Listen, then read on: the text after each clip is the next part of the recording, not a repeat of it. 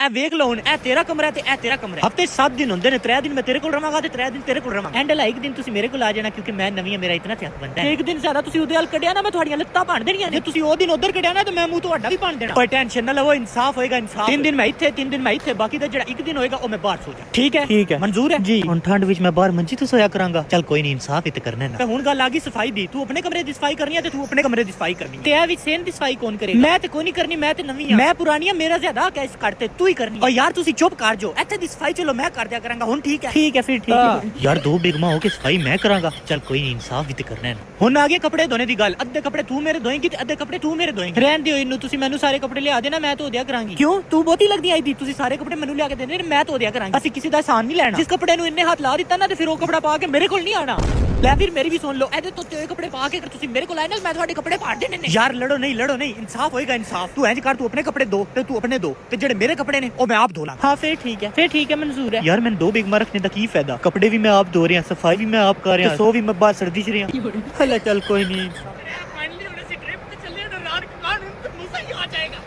अम्मी या की करदे पियो? अब पुत्र रास्ते ਵਿੱਚ तेरी खाला ਦਾ ਘਰ ਆ ਰਿਹਾ, ਮੈਂ ਕਿ ਬਿਮਾਰ ਆ, ਚਲ ਸਬਜ਼ੀ ਕੱਟ ਕੇ ਦੇ ਦੇਵਾਂ। अम्मी जी ਅਸੀਂ ट्रिप ਤੇ ਚੱਲੇ ਆ। ਤੂੰ ਚੁੱਪ ਕਰਕੇ ਬੈ, ਤੈਨੂੰ ਪਤਾ ਕੀ ਹੋ ਰਿਹਾ?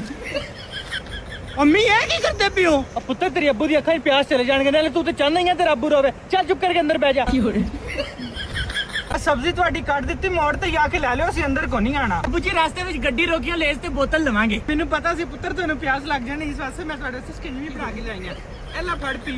ਬੋਤਲਾਂ 'ਚ ਕੋਈ ਫਾਇਦਾ ਨਹੀਂ, ਸ਼ੂਗਰ ਹੋ ਜਾਂਦੀ ਹੈ। ਅੱਬੂ ਜੀ ਮੈਨੂੰ ਭੁੱਖ ਲੱਗ ਰਹੀ ਹੈ, ਰਾਸਤੇ ਵਿੱਚ ਗੱਡੀ ਤੇ ਰੋਕਿਓ। ਨਾ ਮੇਰਾ ਬੱਚਾ, ਬਾਹਰੋਂ ਕੁਝ ਨਹੀਂ ਖਾਣਾ, ਪੇਟ ਖਰਾਬ ਹੋ ਜਾਏਗਾ। ਇਸ ਵਾਸਤੇ ਮੈਂ ਬਾਹਰ ਤੋਂ ਰੋਟੀ ਲੈ ਕੇ ਆਈਆਂ, ਪਿੱਛੇ ਬੈ ਕੇ ਆਰਾਮ ਨਾਲ ਖਾ ਲੈ। ਕੀ ਹੋ ਰਿਹਾ? ਅੱਬੂ ਜੀ ਗੱਡੀ ਵਾਪਸ ਮੋੜੋ, ਮੈਂ ਕੋ ਨਹੀਂ ਜਾਣਾ, ਮੇਰੇ ਕੱਪੜੇ ਗੰਦੇ ਨੇ।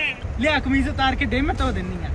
ਹਾਂ ਬੱਚੇ ਧੋਣ ਵਾਲੇ ਪਏ ਸੀ, ਘਰ ਵੀ ਧੋਣੇ ਸੀ, ਮੈਂ ਕਿਹਾ ਗੱਡੀ 'ਚ ਵਿਹਲੀ ਬੈਠੀ ਆ, ਆਰਾਮ ਨਾਲ ਧੋ ਲਾਂਗੇ। ਆਤਿਫ ਤੇ ਤੁਸੀਂ ਵੀ ਆਪਣੀ ਜਲਦੀ ਸ਼ੈਟ ਲਾ ਦਿਓ, ਕੋਈ ਵੀ ਨਹੀਂ ਵੇਖ ਰਿਹਾ, ਜਲਦੀ ਧੋ ਕੇ ਤੁਹਾਨੂੰ ਦੇ ਦਿੰਨੀ ਆ। ਕੱਪੜੇ ਵੀ ਤੁਸੀਂ ਗੱਡੀ 'ਚ ਧੋ ਰਹੇ ਹੋ, ਤੁਸੀਂ ਪੂਰਾ ਘਰ ਬਣਾਇਆ ਗੱਡੀ ਨੂੰ। ਸਾਡੀ ਆਪਣੀ ਗੱਡੀ, ਮੈਨੂੰ ਘਰ ਬਣਾਵਾ ਝੁੱਗੀ ਬਣਾਵਾ, ਮੇਰੀ ਮਰਜ਼ੀ। ਤੂੰ ਚੁੱਪ ਕਰਕੇ ਬੈਠ।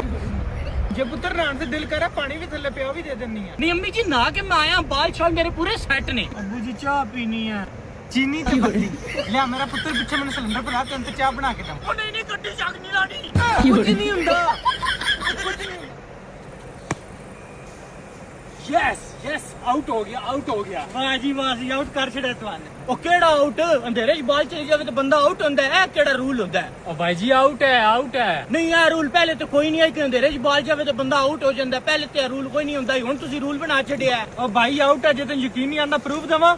ਦੇ ਤੂੰ ਪ੍ਰੂਫ ਦੇ, ਮੈਨੂੰ ਵੀ ਪਤਾ ਲੱਗੇ ਜੇ ਅੰਧੇਰੇ 'ਚ ਬਾਲ ਜਾਵੇ ਤੇ ਆਊਟ ਕਿਵੇਂ ਹੋ ਜਾਂਦਾ ਹੈ। ਤੈਨੂੰ ਨਹੀਂ ਨਾ ਯਕੀਨ ਆਉਂਦਾ ਪਿਆ, ਮੈਂ ਤੁਹਾਨੂੰ ਨਹੀਂ ਵਿਖਾ ਦਿੰਦਾ। ਤੈਨੂੰ ਨਹੀਂ ਯਕੀਨ ਆਂਦਾ? ਐ ਵੇਖ, ਅਸੀਂ ਆਪਣਾ ਬੰਦਾ ਖੜਾਇਆ। Spending the night in Dixon. ਜਿਹੜਾ ਵੈਸੇ ਚੀਟਿੰਗ ਹੈ, ਯਕੀਨ ਕਰੋ ਇਹਨੂੰ ਤੁਸੀਂ ਨਾ ਲਾਈਟ ਵਿੱਚ ਖੜਾਇਆ ਕਰੋ, ਇਹ ਫਿਰ ਚੀਟਿੰਗ ਹੋ ਜਾਂਦੀ ਹੈ। ਚੀਟਿੰਗ ਕਾਇ ਦੀ ਆਈ, ਉਹਦੀ ਵਜ੍ਹਾ ਤੋਂ ਅਸੀਂ ਜਿੱਤਣਾ। ਕੀ ਹੋ ਰਿਹਾ? ਯਾਰ ਫਿਰ ਮੈਨੂੰ ਤਾਂ ਕੋਈ ਨਹੀਂ ਪਤਾ, ਕੋਈ ਨਹੀਂ ਲੱਗਦਾ ਕਿੱਥੇ ਬੈਠਾ ਹੈ, ਕਿੱਥੇ ਖਲੋਤਾ ਹੈ, ਕਿੱਥੇ ਬਿਲਡਿੰਗ ਕਰ ਰਿਹਾ ਹੈ। Spending the night in Dixon.